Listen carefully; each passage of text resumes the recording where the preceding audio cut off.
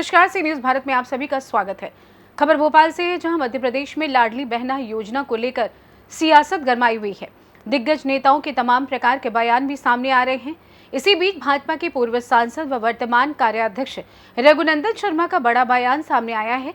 उन्होंने कहा है कि मोहन सरकार जो 250 रुपए लाडली बहनों को दे रही है वो अच्छी पहल है, लेकिन वो हिंदुत्व के त्योहार को मानते नहीं हैं। उन्हें ये राशि नहीं देनी चाहिए। कथित तौर पर कहें तो मुस्लिम लीग की महिलाओं पर कटाक्ष करते हुए रघुनंदन शर्मा ने कहा कि लाडली बहना योजना की रक्षाबंधन के उपलक्ष्य में अतिरिक्त राशि दी जा रही है, वो केवल उन महिलाओं को मिलनी चाहिए जो इस पर्व को मानते हैं, जो इस पर्व को मानती नहीं है। साथ ही कहा केवल जो महिलाएं रक्षाबंधन के पर्व को मानती हैं, राशि उन्हें ही मिलनी चाहिए। उन्होंने और क्या कुछ कहा, ये आपको सुनवाते हैं। नहीं, देखिए, भारतीय जनता पार्टी की सरकार अत्यंत उदार मन से काम करती है और विशेष तौर से महिलाओं के प्रति तो उनकी उदारता बहुत अधिक है। मोहन यादव ने इस उदारता को और बढ़ाया है। वर्तमान मुख्यमंत्री मोहन यादव जी अधिक संवेदनशील हैं और उस संवेदनशीलता के कारण ही उन्होंने कहा कि रक्षाबंधन के त्योहार पर महिलाओं का जो विशेष खर्च होता है उसमें वृद्धि की जानी चाहिए और रक्षाबंधन के त्योहार के कारण उन्होंने ये राशि की वृद्धि की है। इसको अन्य किसी भी ढंग से नहीं देखा जाना चाहिए, लेना चाहिए। लेकिन मेरा एक आग्रह है कि जो रक्षाबंधन त्योहार में विश्वास करते हैं, जो रक्षाबंधन त्योहार मनाते हैं, जो इस हिंदू त्योहार को स्वीकार करते हैं, राशि का लाभ उनको ही मिलना चाहिए।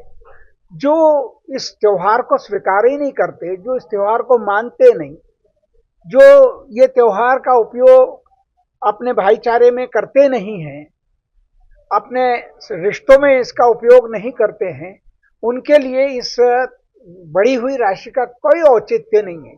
इसलिए सरकार को मेरा आग्रह है, सुझाव है कि ये विचार करना चाहिए और जो उस रक्षाबंधन के पर्व को मानते हैं उन बहनों को ये राशि दी जानी चाहिए।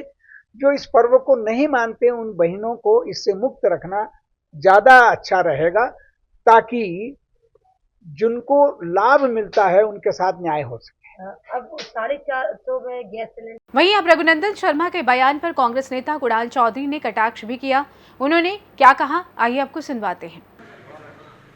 रघुनंदन शर्मा ने बयान दिया है, उन्होंने कहा है कि जो रक्षाबंधन का त्यौहार है, जो रक्षाबंधन मनाते हैं, सिर्फ उन्हीं को 250 रुपये मिलना चाहिए अगर रक्षाबंधन के त्यौहार के मौके पर दिया जाए। रघुनंदन शर्मा जी का बयान ये उनका निजी बयान नहीं है, ये बयान आरएसएस और भारतीय जनता पार्टी की उस नफरत की राजनीति के उस विचार का बयान है जो मानवता के पुनीत कार्यों में भी कैसे नफरत फैला के वोट बैंक की राजनीति करने का काम करे। वो लाडली बहना रोज परेशान हो रही है। ये 250 रुपए के लिए हमारी लाडली बहनाएं मोहताज नहीं है, पर मोहताज है इस मध्य प्रदेश के अंदर अपनी सुरक्षा के लिए, जिसकी चिंता रघुनंदन शर्मा जी जैसे नेता कभी नहीं करते हैं।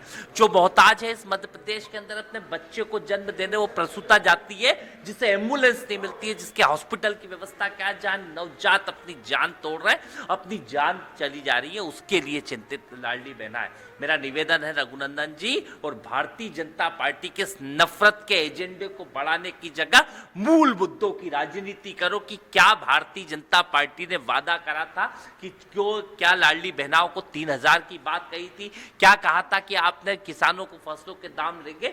मूल मुद्दों की राजनीति करो, जो मोदी जी गारंटी दे के गए थे उसको पूरा करने का काम करो। ये नफरत और घृणा का जो विचार भारतीय जनता पार्टी और आरएसएस का है, उससे मध्य प्रदेश की जनता स्वीकार नहीं करती है।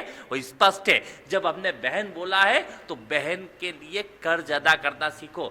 आपके घर का जो पैसा हो, जिसको देना उसको देना, ये आप तय करना। ये आपके घर का पैसा नहीं, जनता की टैक्स पेयर का पैसा है और आपने ही वादा करा था 3000 का देने का, अब 1250 में ही आपकी जान निकल रही है। स्पष्ट रूप से ये नफरत की राजनीति बीजेपी बंद करे। टैक्स पेयर की बात की, वो भी यही बोलते हैं कि टैक्स पेयर में कहीं ना कहीं जो हज का सब्सिडी दी जाती है कि वो भी टैक्स पेयर की दी जाती है। मुझे लगता है कि रघुनंदन शर्मा जी मूल मुद्दों से सिर्फ कैसे ध्यान भटका है, इसके अलावा कोई काम नहीं, उन्हें कोई पूछ नहीं रहा। पर भारतीय जनता पार्टी और आरएसएस अपने एजेंडे को आगे बढ़ाने में लगी।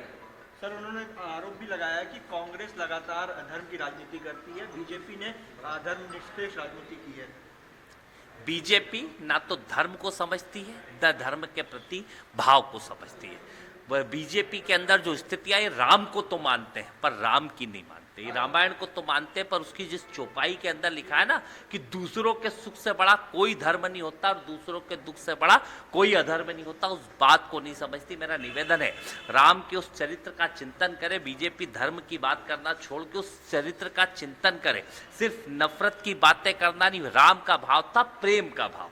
सबरी की कुटी के अंदर राम पाए जाते हैं, वो केवट के नाव में राम पाए जाते हैं। इस नफरत की जो भारतीय जनता पार्टी की दुकान है इसमें राम नहीं पाए जाते। इसलिए ये धर्म की राजनीति की बात करना छोड़ दे, मूल मुद्दों की राजनीति करें कि आपने कहा क्या, कर क्या रहे हो, प्रदेश की हालत क्या है, कर्ज में प्रदेश क्यों है। मूल मुद्दों के ऊपर राजनीति करने के लिए जनता ने बिठाया है। धर्म का काम करने के लिए कई धार्मिक लोग हैं, वो अपना काम कर रहे हैं। बीजेपी को कोई धार्मिक एजेंडे के लिए नहीं, बीजेपी जो झूठी बातें करके सत्ता में आई उसको पूरा करें, उसके बाद करें। भोपाल से सी न्यूज़ संवाददाता मनीष वर्मा की रिपोर्ट। फिलहाल इस खास रिपोर्ट में बस इतना ही। देश दुनिया की तमाम खबरों की जानकारी के लिए आप देखते रहिए सी न्यूज़ भारत। हर खबर आपके साथ, आपके हाथ।